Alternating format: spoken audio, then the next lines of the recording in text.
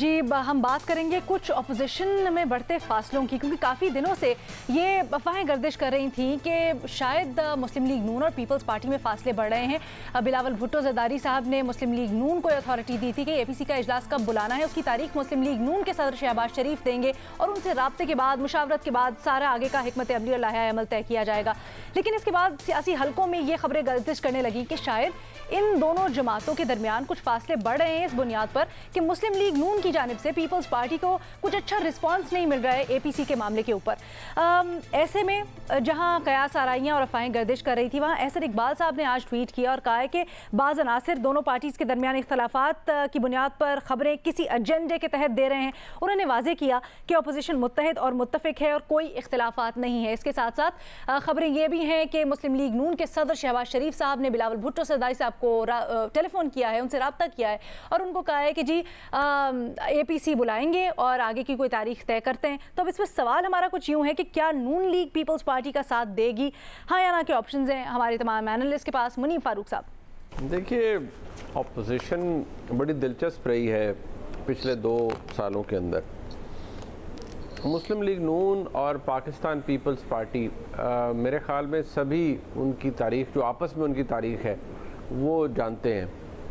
ये अभी भी जो मुझे पता नहीं क्यों बड़ी आर्टिफिशियल सी लगती है। अच्छा। जब कि जी राब्ता हुआ और एपीसी हो रही है हमारे मुल्क में, मैं मेरे ख्याल में कई दफ़ा कह चुका हूँ कि ये एपीसीज आप मिल जाएं, मुशावरतें करें, बैठ के चाय पीना, खाना खाना, तो ये सब आपको बेमानी लगता है। फेक स्माइल्स पास करना, इनकी कोई अहमियत नहीं रह जाती। कोई एक बुलाए या दूसरा बुलाए, आउटकम जो होगा वो बिल्कुल फारक। आपकी स्टेटमेंट पे ना हसन साहब हुकूमत जो है वो मुस्कुरा रहे हैं जब तक उसने रहना। हसन साहब से पूछते हैं उनकी मुस्कुराहट की वजह। जी हसन साहब। नहीं, मैं मुनीब साहब ने बड़ी प्यारी बात की है, मुझे कुछ और याद आ गया। आजकल नहीं सुने अलीना साहब, आजकल आपकी इंटरेस्टिंग, मुझे याद आ गया रिचर्ड बर्टन और लिज टेलर, वो सुपरस्टार्स थे, ग्लोबल स्टार्स थे। उनकी आदत थी वो कभी शादी कर लेते, कभी तलाक कर लेते, कभी शादी कभी तलाक। तो यही हाल ना नून लीग और पीपल्स पार्टी का है। मुझे नहीं पता है इनमें से रिचर्ड बर्टन कौन है और लिज टेलर कौन है, लेकिन इनकी ना तलाक की कोई अहमियत है, ना इनकी शादी की कोई अहमियत है। इसलिए इनको तो आप माफ़ी रखें, अलहदा रखें। अच्छा, दूसरा कमेंट मेरा ये है कि मरहूमा मगफूरा, ये मैं 7 साल से इस्तेमाल कर रहा हूं ये लफ्ज, मरहूमा मगफूरा पीपल्स पार्टी क्या और उसके महाज क्या, गंजी नहाएगी क्या, निचोड़ेगी क्या। पॉलिटिकल साइंटिस्ट ये कहते हैं, जो हमने थोड़ा बहुत पढ़ा है, कि जब कोई पॉलिटिकल पार्टी पिट जाए तो उस पर मगजमारी करने से बेहतर है नई बना लो। लेकिन मेरा ख्याल है इनके पास पैसा बहुत है, अकल कम है, इसलिए लगे हुए हैं इस मुर्दा घोड़े में जिसे पीपल्स पार्टी कहते हैं। जान नहीं पड़ेगी, इसलिए मैं इनको छोड़ें। बस इतनी बात है। एक रिचर्ड बर्टन, एक लिज टेलर, ये मुझे भट्टी साहब बता दें या मुनीब साहब समझा दें कि इनमें से लिज टेलर कौन है और रिचर्ड बर्टन कौन है। बस आप जो भी रख लें। हसन साहब आवेगा तो आवा ही बिगड़ा पड़े, चीज़ें कौन सी मुख्तलिफ होने वाली हैं। शहजाद इकबाल साहब। जी वैसे लिज टेलर ने कुछ 7 या 8 शादियां की थी और रिचर्ड बर्टन के साथ उनकी 2 शादियां थी। तो मैंने कहा इस मालूमात में थोड़ा सा इजाफा कर दूं। तो हसन साहब सही कह रहे हैं कि 2 मरतबा रिचर्ड बर्टन के साथ उनकी शादी हुई थी। इजाफा नहीं, मुझे बहुत पता है। नहीं, मैं प्रोग्राम की उससे बात कर रहा हूं, मुझे पता है sir, you are an encyclopedia on everything. फिर उनके कई दफा बने और टूटे। सही है sir, you are authority on this, मैं चैलेंज नहीं कर रहा हूं आपको।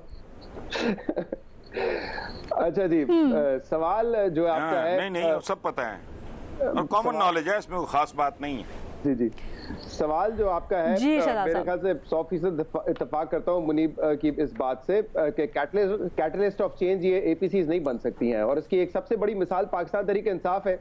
एक अकेली जमात थी और देखें कि हुकूमत की नाक में दम करके रखा हुआ था, चाहे वो सिंध की हुकूमत हो पीपल्स पार्टी की या पंजाब और वफाक में हुकूमत हो नून लीग की।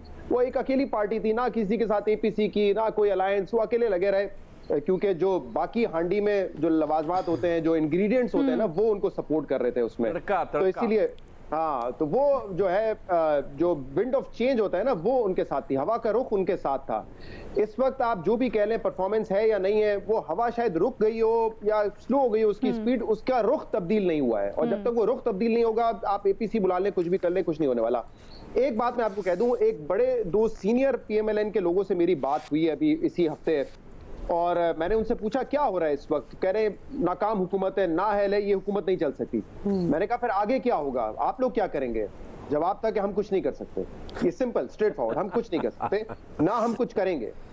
तो मेरे ख्याल से क्लियर है, चाहे ये हुकूमत जैसी तैसी हो, हुकूमत ऑपोजिशन इसको लाख गालियां देती रहे, लेकिन उनके पास इस वक्त कोई वो ट्रम्प कार्ड नहीं है, ना वो इस पोजीशन में है कि इस हुकूमत को धक्का दें या कुछ करें।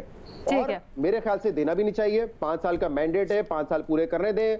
दोबारा किसी वजीर आजम को ये मौका ना मिले कि वो जीटी रोड पर आकर कहे कि 18-19 वज़ीर आजम आए, किसी ने अपनी मुद्दत पूरी नहीं की। इमरान खान को आप वक्त पूरा करने दें, इनकी हुकूमत को वक्त पूरा करने दें। जो परफॉर्मेंस होगी वो उसका सबके सामने यकीन के दिन आवाम कर लेंगे। मज़हर अब्बास साहब, आपको क्या लगता है? हम बात कर रहे हैं दीगर लोगों की, तो JUIF भी तैयार है। कल उन्होंने APC में सबको दावत दी है।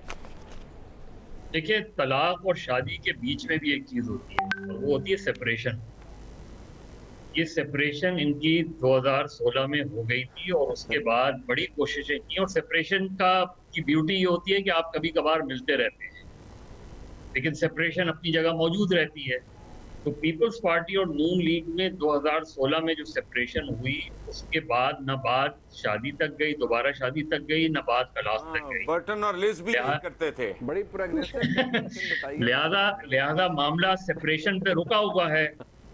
कोई जीटी रोड का रास्ता लेने की कोशिश करता है, कोई मोटरवे के रास्ते से आने की कोशिश करता है।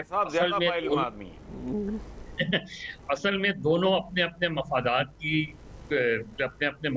की लड़ाई लड़ रहे हैं, और मफादात टकराव का शिकार हैं। और जिस तरह अभी हसन साहब भी कह रहे थे, देखिए बुरा लगेगा इन जमातों को, लेकिन अगर कोई टीम परफॉर्म ना कर रही हो तो कम से कम टीम की क़यादत तब्दील करने की कोशिश करनी चाहिए, सोचना चाहिए। अब मुस्लिम लीग नून अगर 2-2.5 साल से, आपने क्या किया 2-2.5 साल से? पीपल्स पार्टी चले, बिलावल भुट्टो एक जो भी आप लेगेसी कहें, मारूसी सियासत कहें, जो भी आए, लेकिन जरदारी साहब ने चलने नहीं दिया। 2015 में एतजाज एहसन ने, कमर जमान कायरा ने, नदीम अफजल चंद ने और कुछ और लहरों ने दुबई में मशवरा दिया था जरदारी साहब कि आप सियासत से किनारा कश हो जाएं। तो आपको एक बाद बड़े फैसले, इवन आप ANP में देखें, ANP में यही क्राइसिस फेस कर रही हैं। पाकिस्तान की मजमूई तौर पे तमाम सियासी जमातें इस वक्त लीडरशिप क्राइसिस में हैं, और लीडरशिप क्राइसिस की तरफ जब तक पार्टी तवज्जो नहीं देगी, चीजों में बहुत ज्यादा तब्दीली नहीं आएगी। वक्त करता है परवरिश बरसों, रास्ता एकदम नहीं। हमारे पास भी प्रोग्राम में बड़ा कम है। मज़े साहब, इरशाद भट्टी साहब, आपका कमेंट जल्दी से। नहीं, वो सबसे पहले तो पूछा था, तो एक तरफ बर्टन है, दूसरी तरफ कौन थे? Liz Burton. अच्छा, वो जो भी है, जो मौसूफ है या मौसूफा है, हाँ। तो मैं उनके लिए शेर अर्ज है कि मेरी ज़बान के मौसम बदलते रहते हैं, मैं आदमी हूँ, मेरा एतबार मत करना, मुसाफिरों का कभी एतबार मत करना, जहाँ कहा था वहाँ इंतज़ार मत करना। तो वो याद दिला दूं कि बिलावल भुट्टो साहब पिछली दफ़ा भी जब लाहौर आए थे तो उन्होंने कहा था कि मरियम अगर दावत देंगी तो मैं मिलने चला जाऊंगा, मगर वो दावत ना मिली। अच्छा। और एक APC भी हुई थी जिसमें बिलावल और मरियम और नून और पीपल्स पार्टी इकट्ठे बैठे थे। रायविंड में भी एक मुलाकात हो गई थी। इस मरतबा पूरा हफ्ता रहे, पैगाम भिजवाए तो आगे कहा गया कि शहबाज शरीफ को कोरोना है। उन्होंने कहा कि सेहतयाबी का इंतज़ार कर रहे हैं, सेहतयाब हो गए, फिर भी गुरेजा रहे। मायूसी तो बनती है, मगर चूंकि इत्तेहाद गैर फितरी है, आग और पानी का मिलाप है, मशरक मगरब का इकट्ठ है, ज़िया और भुट्टो का इत्तेहाद है, लिहाजा ये टूटता रहेगा, बढ़ता रहेगा और टूटता रहेगा। तो इसलिए कोई फिक्र ना करें, पेवस्ता रहे शजर से उम्मीदें बाहर रख। अच्छा जी, ठीक है। हमारे पास अनफॉर्चुनेटली प्रोग्राम का टाइम खत्म हो गया है। आपसे दोबारा कल मुलाकात होगी।